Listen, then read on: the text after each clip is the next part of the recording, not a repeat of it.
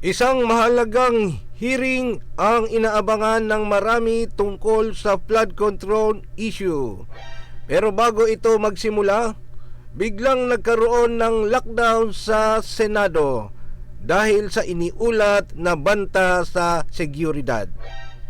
Nagkataon lang ba o timing nito? O may mga tanong na kailangang sagutin? Pakinggan natin ang pahayag ni Attorney Topacio. Eto, pakinggan po natin mga kababayan. But sa ngayon pong araw na ito, again, out of respect to the institution, may langaw pagdala yata ni Martin Romualdez yan. Teka, tapusin ko lang Sa araw pong ito, kaya narito po ako ay out of respect again to the institution sapagkat ginagalang ko po ang National Bureau of Investigation bilang isang institusyon na napakaganda po ng reputasyon bilang premier law enforcement and investigative body ng ating bansa.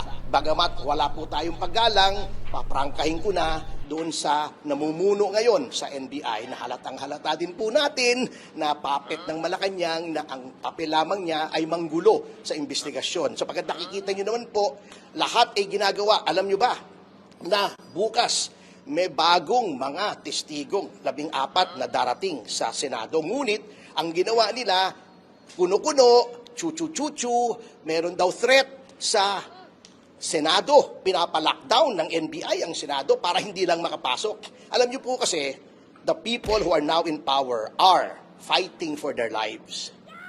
Kasi alam nila ang mangyayari pagka lumabas itong flood control scandal kung sinong mastermind. Pero hindi po kami matitinag sapagkat we are not fighting for ourselves. We are fighting for the future of the Filipino people and our country. Mas malakas na motibasyon po yan kesa sa pansariling interes. Yung 14 na yun, Marines din? Marines din, oo. Mga kasamahan din nila na nagdala rin ng maleta. So, marami na po yan. Hindi ko nga maintindihan kung anong problema nila sa Marines Sinabi na ni Gutesa na nag-deliver siya. Lumabas si Saldico, ilang beses siyang nagpahayag na talagang may mga inutusan siyang magdala ng maleta. Then may lumabas na 18 na Marines na nagsasabing nagdadala sila ng maleta, complete with videos, pictures. Bakit ayaw nilang paniwalaan? Pero si Madriaga, pinapaniwalaan nila. Walang video, walang picture, nag-iisa. So, alam na alam po natin ang ginagawa, tinatago po nila. Everything that is happening now, including yung power struggle sa Senate, is all about concealing the truth tungkol dito sa flood control scandal. Attorney, hindi daw kayo credible. Kasi bakit daw si Lauren inalis sa listahan na dinawit din nila na may nakakatanggap ng kickback. Pero bakit tinanggal ng mga 18 ex-Marines po na... Ay hindi po akong abogado ng ex-Marines, Abogado ako ni Mike Defensor. With respect to credibility, kung nga hindi credible na sinasabi nila, bakit ayaw nilang patawag? Bakit nagkaroon ng balasahan sa Senado para lamang yung 18 Marines ay hindi matawag? Di doon nila i-cross-examine sa loob ng Senado para kung nagsisinungaling, ebedi perjury yun, i-contempt nila, pakulong nila, ngunit ba't ayaw nilang harapin? Yun ang problema. Kung talagang hindi credible, tawagin nyo. O pag sinabing, pabago-bago pa ka pala, may motion doon, di ba?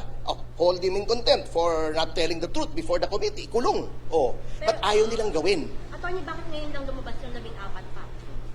Siyempre, hindi naman madaling hindi naman pupunta sa party itong mga to Ang kalaban mo yung mga makapangyarihan na mga tao sa Pilipinas. Yung senador nga, kaya nilang ipakulong si Jinggoy para lang masira yung tinatawag na quorum at magkaroon ng question. Eto pang mga Marines na ito, kayo naman siyempre. Ayun, tama nga naman, napakadelikado at napakamalaking tao yung mabubunyag at anytime pwedeng gawin nila ang gusto nila. Ano po ang masasabi niyo dito sa pahayag ni Attorney Topacio, So, comment lang po sa baba para basahin natin and feel free to share para malaman natin ang opinion ng taong bayan. Kung gusto niyo yung mga ganitong content, subscribe and click the notification bell para sa susunod na upload natin. Thank you very much. God bless you and see you sa next upload natin.